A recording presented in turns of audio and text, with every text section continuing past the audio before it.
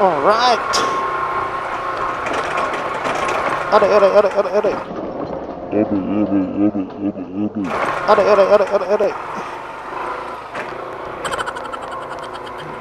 Did I close this? Nakasara naman. What's up, guys?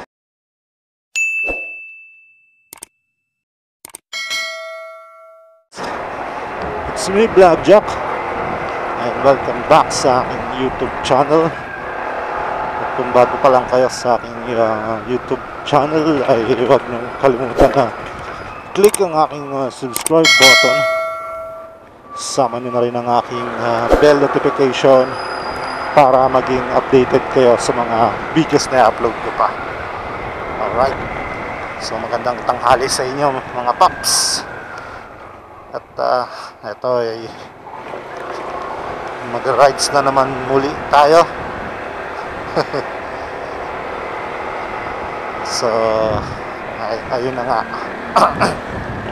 So guys, gusto ko lang i-share sa inyo nung last time gumawa tayo ng video about sa ating bagong pinakabit na gulong. Ito almost 1 year na pala.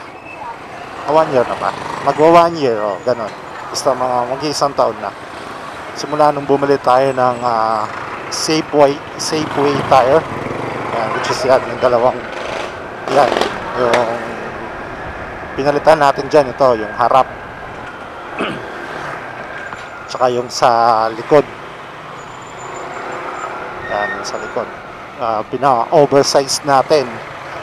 120 sa harap, then 130 sa yun, medyo ano tawag dito, medyo regretting kasi masyadong malaki yung nabili ko. Kasi tumatama siya dun sa yung hangin is hindi ko mahanginan ng sakto yung tama, pero ayos lang naman. Nahanginan naman siya ng ng 28 sa harap, 29 sa likod. Ganun na lang yung hangin ko. Pero pagka na-check ko, ang medyo malambot. Feeling ko lang naman, pero sakto lang naman yung ganung hangin niya. Nasosobrahan kasi siya ng hangin. Tumatama dun sa aking tawag dito, center stand.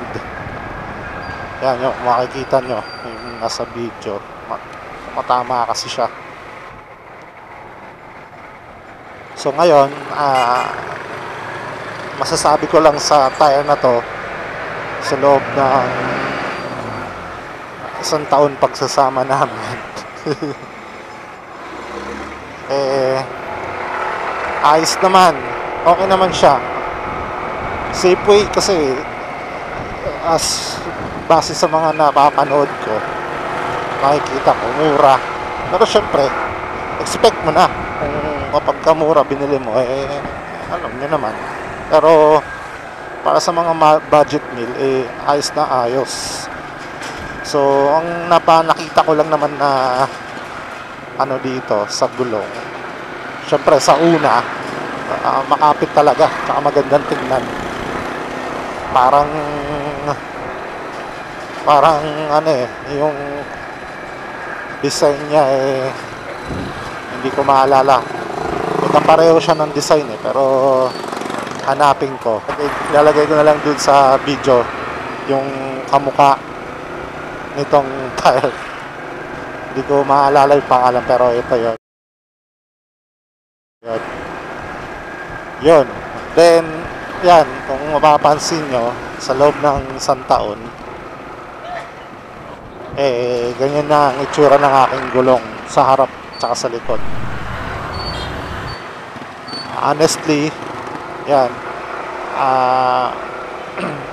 medyo siya, bubukol-bukol. Yan, may mga pad kasi na parang umaangat siya eh. So yan, ito pakita ko sa inyo.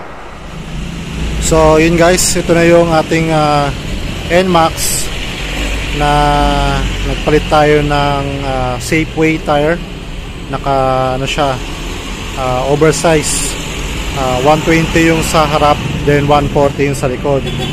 So ito na yung itsura nya sa loob ng 11 months nung kinabit natin siya. So alas mag-iisang taon na rin. So yung sabi ko nga, ang una kong napansin talaga dito is yun, parang nagbubukol-bukol na siya. Kung makikita nyo sa video, ayan o, parang hindi na siya bilog. So halos lahat ng parte ng gulong ko is nagbibilog-bilog na. Ay, nagbibilog-bilog na, nagbubukol-bukol na. So yan, so kung in terms of ano naman yung kanyang mga linya ba, o yung kain, yung kumakain sa lupa is meron pa rin naman siya. Then bitak, nagkakaroon siya ng bitak.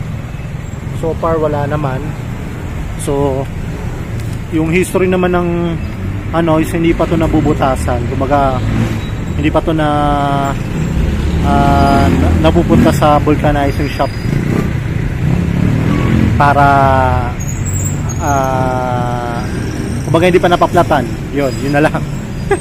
Pinahirapan ko pa sarili ko. So yan, pasensya na kayo guys kung medyo madumi yung itsura nya. Walang linis-linis, actually pati buong motor walang linis-linis yan. Ayan. So yun lang may nakikita ko is nagbubukol-bukol siya. So yung kapit is makapit naman siya, lalo na nung bago. Pero sa ngayon, yan, yung kanyang tsura talaga is halos hindi na bilog. Same din dun sa likod. Yan, sa likod naman is so far okay pa siya. Walang gaanong bukol-bukol. Medyo bilog pa siyang tingnan. Yan, sa kain, yan, meron pa rin. Ganun din, hindi pa rin ito na kumbaga na paplatan o hindi pa to nagkakaroon ng butas. So yung tibay niya is matibay naman. Pero yun nga, dahil nga sa hindi ko makuha yung, dahil nga oversize siya, tumatama sa center stand, kasi hindi ko makuha yung tamang hangin niya, ng talagang hangin. So kaya parang yun siguro ang dahilan kung bakit nagbubukol-bukol yung sa harap. Kasi kapag tinodo ko, tatama sa tapalodo. Pero yan, yun yung aking observation dito sa gulong ng Safeway. So hindi ko naman sinasabi na huwag kayong bumili, pero kung di kaya ng budget, dito kayo Safeway kasi mura lang siya eh. So by the way guys, flex ko na din to. Nagpalit pala ako ng, tinanggal ko yung aking tawag dito, crankcase cover, pinalitan ko ng ganito, acrylic. Dinilagyan ko na rin ng gold bolts para maangas tingnan. Ito na lang hindi ko pa na sunod ko na project, anuin ko to, palinis ko. Madumi, pero rusty look kunwari. So yan siya.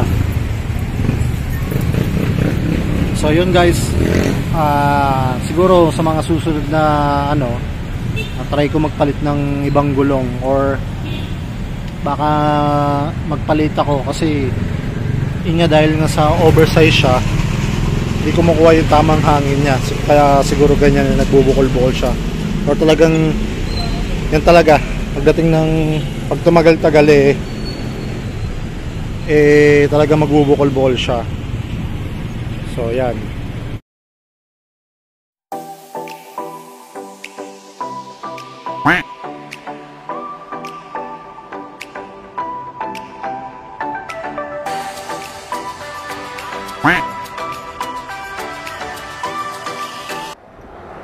So yun na nga guys.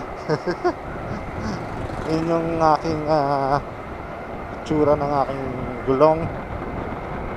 So sa mga susunod na palit ko nito, try ko naman yung ibang gulong, o either ito pa rin yung gamitin ko kasi okay naman siya, kasi talaga hindi naman madulas, hindi rin naman ganun ka pangit yung brand niya. And kung talagang walang budget, talaga hindi kaya ng budget, eto kasi nakuha ko tong gulong na to, dalawa na siya sa halagang 2.5 if I remember, mga ganon, dalawa siya. Pero siguro kung kukuha ulit ako ng bagong gulong, siguro try ko naman yung iba. Siguro abangan nyo na lang yon guys, kung anong gulong yung kukunin ko. Pero so far okay siya, okay pa rin naman siya. Siguro magpapalit na lang ako ng mas maliit. Ayoko na ng malaki. Actually medyo mabigat kasi siya so mabigat siyang dalhin dahil gawa nga ng malaki. Malaki siya, pero pagka kaldagan ba sa mga lubak-lubak, panalo. Walang kaaray-aray sa mags, okay lang kahit pero yun nga, sabi ko nga, kung hindi makuha yung tamang sukat ng hangin, pakiramdam mo mabigat pa rin. So yun, abangan nyo na lang guys yung bago kong kakabit na gulong, kung ano yun, then i-check natin kung ano yung magiging niya, quality. So isang taon bago na gawa ng video pero yun naman talaga maganda, kasi makita mo kung gaano katagal para kita yung quality kung talagang okay ba. Kasi kung i-check nyo after months, wala lang yun, hindi nyo pa subok. Pero ito, yun talaga, subok na subok talaga. So yun lang guys, at kung nandito pa rin kayo sa video na to at nanonood, maraming salamat sa pagsuporta. Salamat sa keep on subscribing me. Yun lang. Always remember, ride safe.